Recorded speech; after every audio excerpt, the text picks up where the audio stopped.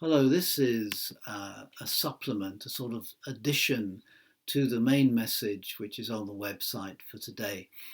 It's for anybody who would like to think a little bit more about the Bible text behind what I shared and how that affected the choices I made in interpreting what Paul wrote. So if it's useful to you, great. When I applied for a degree course, it was a very, very long time ago before internet and therefore email and lots of things that we use commonly now. So it was rather a long process. And very important in it was that I had an appropriate permanent address. This was needed by a bank, by the local county authority, and by the institution that I was applying to. So I gave them my address, which was Chris Bailey, The Tent, Lundy Island, Bristol Channel, via Ilfracombe, North Devon.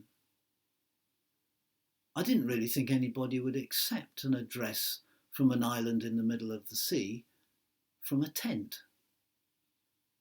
But they all did, without question, and I was delighted. I'm still a bit surprised, actually, but anyway, it worked out well for me. Somebody once said that Jesus came into the world to help us find our permanent and real address. I wonder if they'd been reading this text, which I shared on the video from 2 Corinthians chapter 5 and verse 1. If that's double Dutch to you, I'll come back to it in a minute. But here are Paul's words from a very long time ago. We know that if the earthly tent we live in is destroyed, we have a building from God, a house not made with hands, eternal in the heavens. And I hope and pray that as I share with you now, that you will find something additional and helpful to what you already have maybe fed on in the other video. So first, how would you find that in a Bible?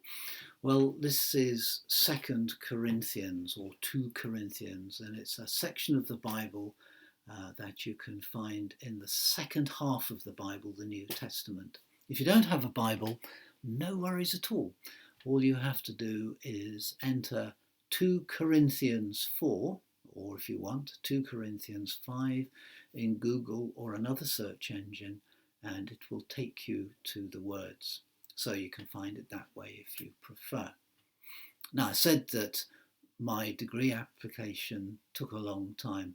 Well, this letter will have taken a very long time to travel. We know that they carried letters by hand. There was no post system, no mail system. So Paul wrote this letter and then gave it to a small group of people who had come from the church in Greece to visit him, carrying another letter, and would now return to Corinth in Greece, carrying his letter to the church there. So that's how it was all kind of arranged. It would have been somewhere around the year 57, so roughly sort of 60 years-ish after the birth of Jesus. It's called 2 Corinthians or 2 Corinthians, but is probably letter 4 from Paul to them. It's just we don't have the others. So it's the second in the sequence of 2, which our Bibles have retained, and it's great stuff. Paul in chapter 4, he didn't write in chapter and verse, he just wrote the letter, but the chapter and verse system helps us find the same bit of writing. So if you look in chapter 4 and round about verse 8, you can join in the section I'm looking at.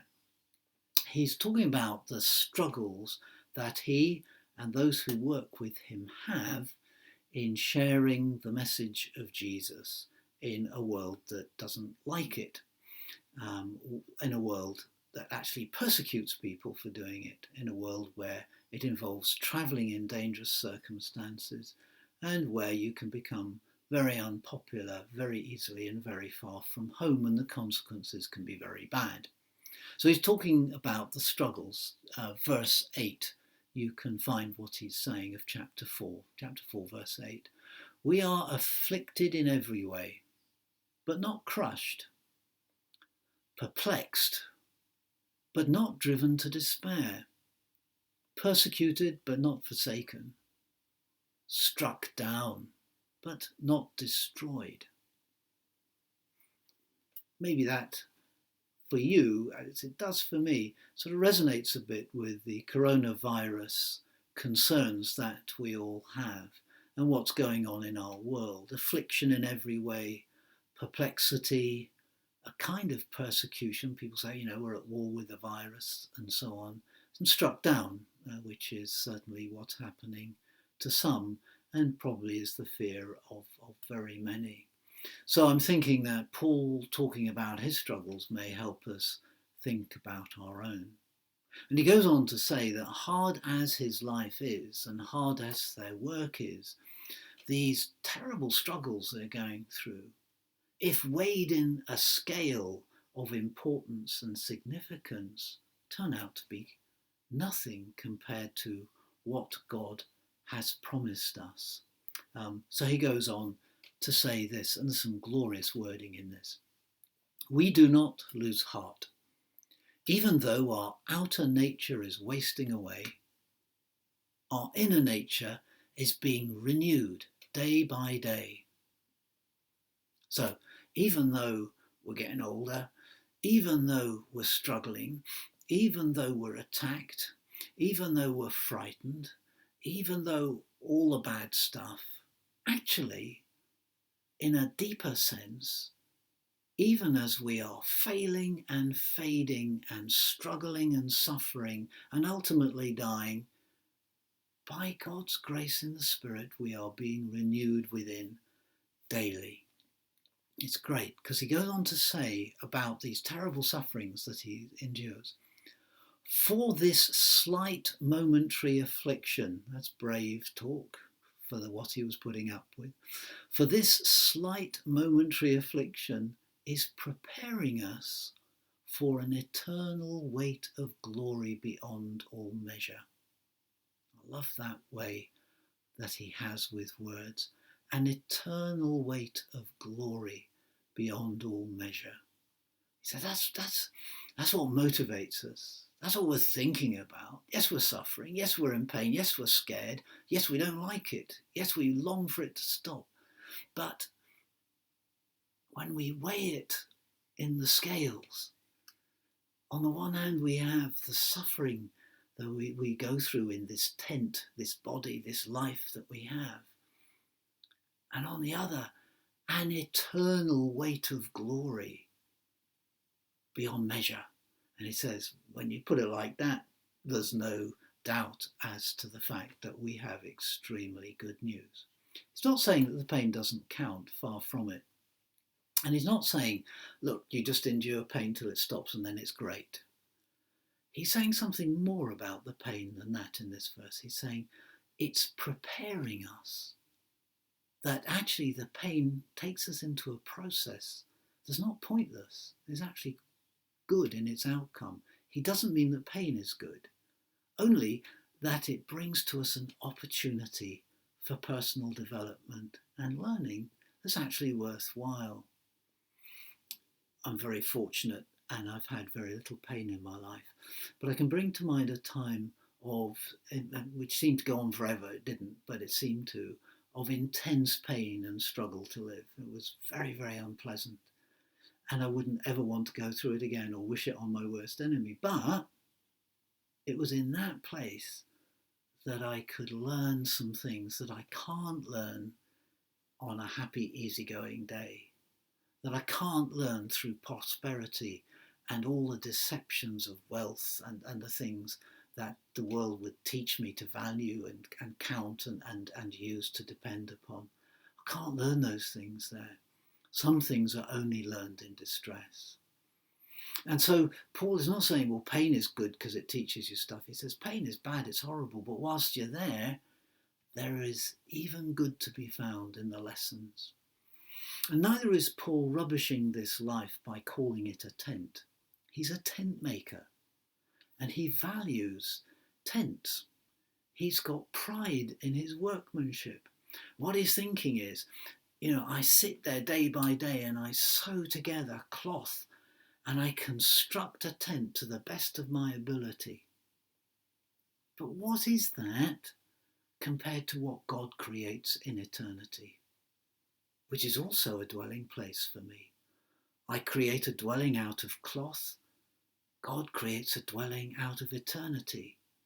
The tent maker must bow before the Creator, who is doing something so amazing. He's not rubbishing tents, he loved them. I love tents.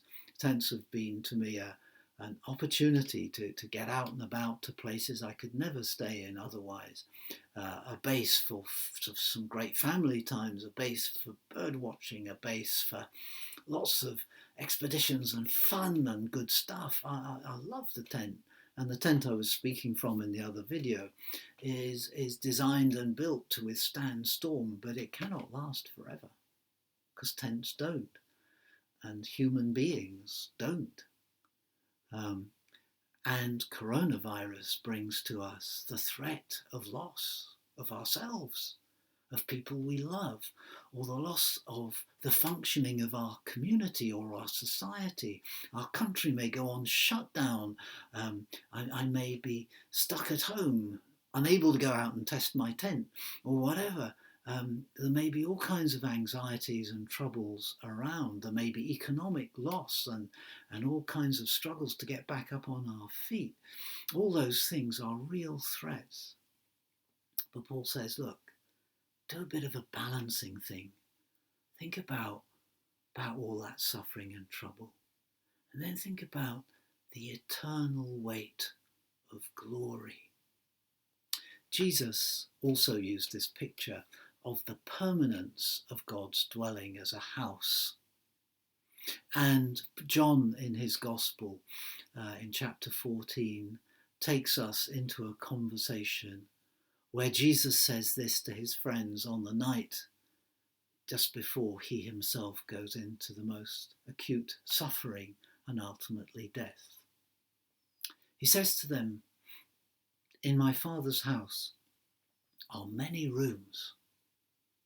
If it were not so, I would have told you. I'm going there to prepare a place for you." So that's one way that he understood and tried to convey the meaning of his suffering and his own death. He said, look, I'm going to die and it's going to be horrible. I'm going to suffer and I don't like it. I dread it the same as any person would dread crucifixion. But it's for a purpose. It's for you, actually. I'm doing it for others. And I do it knowing that horrendous as it is, appalling as what's immediately is in front of me, there is beyond that a joy set before me that is worth enduring the cross for. There is an eternity that I'm opening up to you, that I want you to have in my Father's house, an eternal home. For us then, as suggested in the other video, the knowledge that we have this equips us to face Corona and face it generously and face it with a grace towards others and face it with a capacity to show concern. We can afford it because we don't ultimately need this life for any of the things it gives us. We ultimately need that eternal weight of glory, that other place, and we have it in Christ. And so because we have it in Christ, we have the capacity within our hearts, surely, to not just obsess about how we cope with Corona or about how my family copes with Corona or how my country copes with Corona, but to say, well, where is the need and where's my place in responding to that? It will vary according to who we are, but that's certainly the attitude in which the gospel message of Jesus would have us face this time of crisis. May God bless you in it and hold you in safety and open up your heart to his own heart and you to his eternity. And may you have a good week. We may be able to put up a discussion facility on this website later today. If we do, we'll put up details of how to join us, and you could get back to me on bits that you don't like, or you want more to talk about, or you want to argue about, or other things related to it that you want to bring up. If that doesn't happen, well, it'll hopefully happen for next week. And I hope to see you in church here next week. Meanwhile, be the church the rest of the time, wherever you are. Amen.